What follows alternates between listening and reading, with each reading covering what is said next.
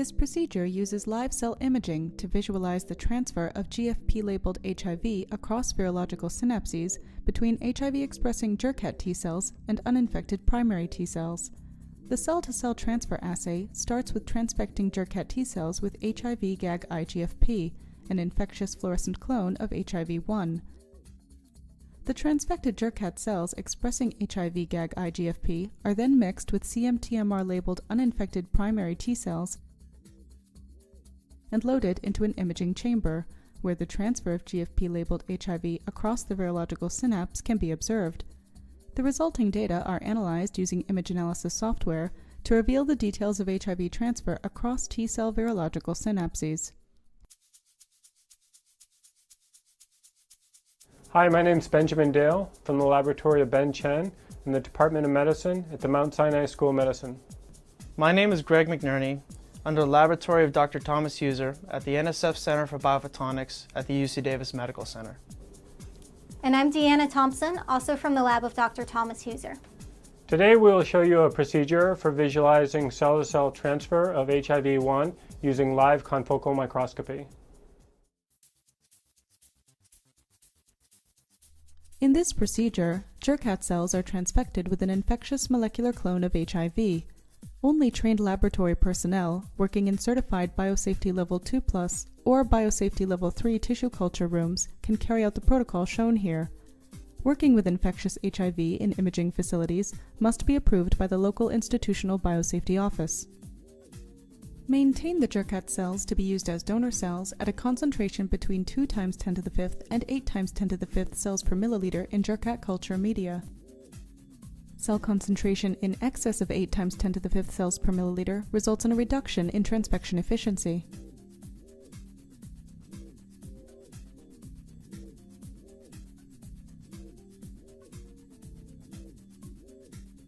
To begin the procedure, transfect 5 × 10⁶ Jurkat cells with the viral plasmid HIV GAG IGFP using the Amaxa nucleofection method as described in the accompanying written protocol.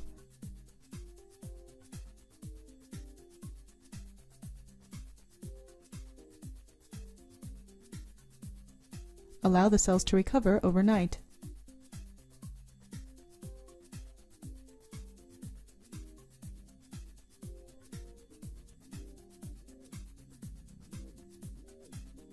Peripheral blood mononuclear cells are purified from buffy coats of whole human blood by Ficol density gradient centrifugation.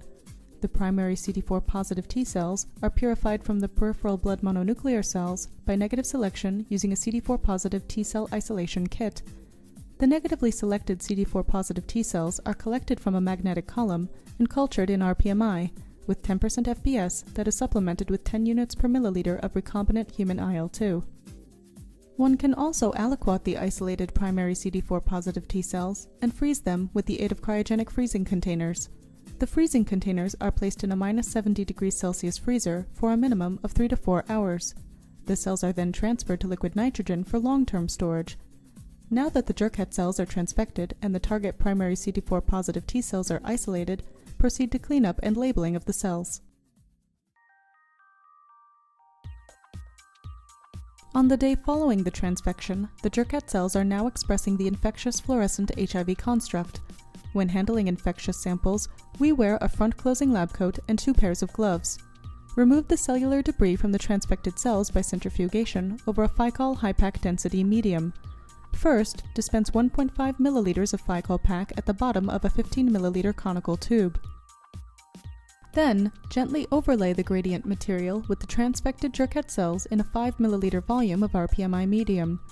At this point, the transfected Jurkat cells are capable of producing infectious HIV, so all pipette tips that come into contact with the HIV-expressing cells must be disinfected with 10% bleach solution before discarding into a container within the biosafety cabinet. Cap the tube and spray the outside of the tube with a solution of 70% ethanol and wipe off with a dry Kim wipe. Centrifuge the cells at 400 Gs for 20 minutes at room temperature with the break off. After centrifugation, use a pipette to carefully remove the cells from the media Ficol interface and transfer the cells to a new 15 milliliter conical tube. Dilute the cells with RPMI medium to a total volume of 15 milliliters and centrifuge at 300 Gs for 10 minutes at room temperature. Resuspend the pellet in 3 milliliters of jerkat culture media and transfer to a 2 cm well of a 6-well plate. Place the plate in the tissue culture incubator until ready to use the following day. On the evening of the same day, label the primary CD4 positive T cells used as target cells in order to distinguish them from the donor cells. First, pellet 4 × 10⁶ primary CD4 positive T cells by spinning at 400 Gs for 10 minutes. Then, wash the cells with 5 milliliters of PBS and resuspend in 2 milliliters of PBS. Add cell tracker orange to a final concentration of 1.5 micromolar and incubate at 37 degrees Celsius for 20 minutes. When the cells have finished incubating, add 8 milliliters of complete jerkat media and centrifuge at 400 Gs for 10 minutes. Resuspend the cells in 3 milliliters of complete media supplemented with 10 units per milliliter of IL-2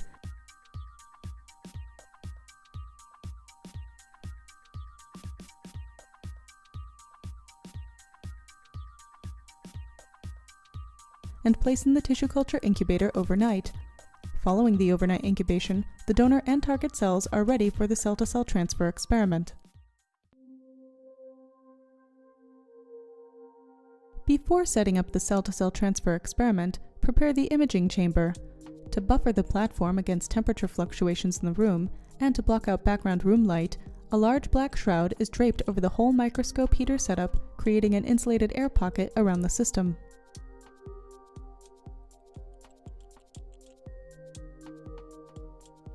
The imaging chamber is maintained at a stable 37 degrees Celsius using a thermostatic heater with a T-type thermocouple tip placed next to the sample for temperature feedback. Preheat for 30 minutes prior to mounting the sample. Spinning disc confocal imaging with an inverted optical microscope is used to create 3D confocal images of cell-to-cell transfer of HIV. All hardware and acquisition, including a Z-stage, are controlled by the Andor IQ version 1.8 software. Scanning is performed by a CSU-10 spinning disc confocal unit that simultaneously uses more than 800 confocal spots to dramatically increase the scan rate. To complement its speed, the CSU-10 is paired with a highly sensitive electron-multiplying charred-coupled device camera to allow fast, low-light imaging, which reduces both photobleaching and phototoxicity. The fluorescence light source is a multi-wavelength argon-krypton ion gas laser. An Andor acousto-optic tunable filter, or AOTF, is used to select the desired wavelengths, which are 488 nanometers and 568 nanometers here, while controlling their power. To further reduce photobleaching and to extend imaging time, the AOTF rapidly shutters the laser following each 15 to 30 millisecond exposure when the camera is not acquiring images, avoiding unnecessary exposure while the images are transferred from the EMCCD camera to the computer. The laser light is incorporated into the spinning disc system using a 405, 488, 568, 647 quad-band dichroic mirror. Fluorescence emission is separated by wavelength using a 560 nanometer long-pass dichroic mirror with an image splitter. The green channel is filtered using a 525 over 50 nanometer bandpass filter, and the red channel is filtered using a 609 over 54 nanometer bandpass filter. The two channels are projected side by side onto the EMCCD camera. While the imaging chamber is warming up, prepare the cells for the cell-to-cell transfer experiment.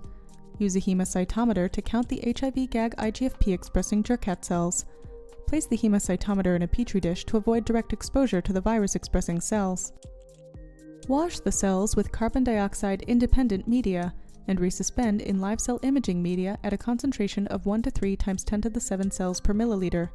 The use of carbon dioxide-independent media eliminates the need for a carbon dioxide environmental chamber for imaging the cells. Also count, wash, and resuspend the labeled primary CD4 positive T cells as just shown for the jerkat cells.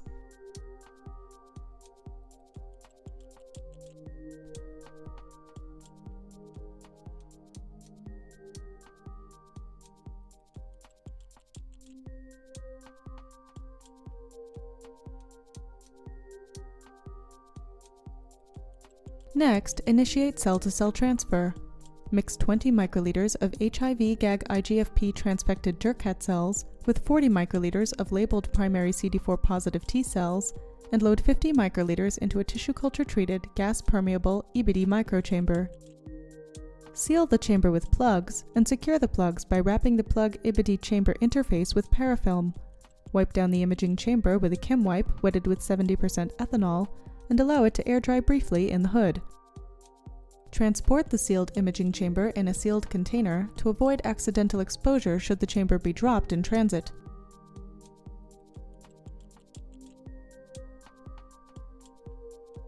Immediately after loading the EBD imaging chamber with cells, mount the device onto the microscope. Take images of cell pairs using a 60x 1.42 Na oil immersion objective, as the high numerical aperture greatly improves resolution. To maximize the speed of acquisition per 3D image stacks, crop the recording region of the EMCCD's camera down to the immediate area of a cell pair. Furthermore, a large z-step between 0.45 and 0.75 micrometers may also help speed up the acquisition. Under these conditions, images are continuously recorded at 20 to 60-minute intervals.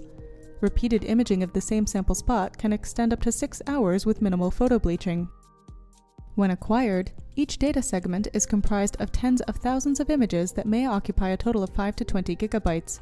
To facilitate the transport and analysis of the large files, each file is broken down and exported as 1 gigabyte TIFF image file segments. To analyze the acquired images, use any of several image analysis software programs. Consult the accompanying written protocol for details of image analysis, including intensity bleach correction and automatic and manual tracking of GAG puncta.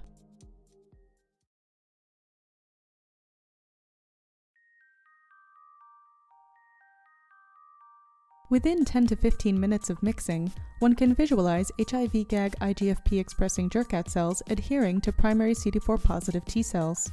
Imaging these conjugates, one can assess the movements of GAG puncta in infected cells as well as in target cells after synapse. Within 30 minutes to 3 hours, one may observe movement of GAG IGFP puncta into target cells that are cell tracker labeled. We've just shown you how to visualize cell-to-cell transfer of HIV between T cells. When doing these procedures, it's very important to remember to observe all biosafety level 2+ or biosafety level 3 precautions when handling samples that have been exposed to HIV-expressing cells. Also remember to use well-maintained Jurkat cells and endotoxin-free DNA to optimize transfections. So that's it. Thanks for watching and good luck with your experiments.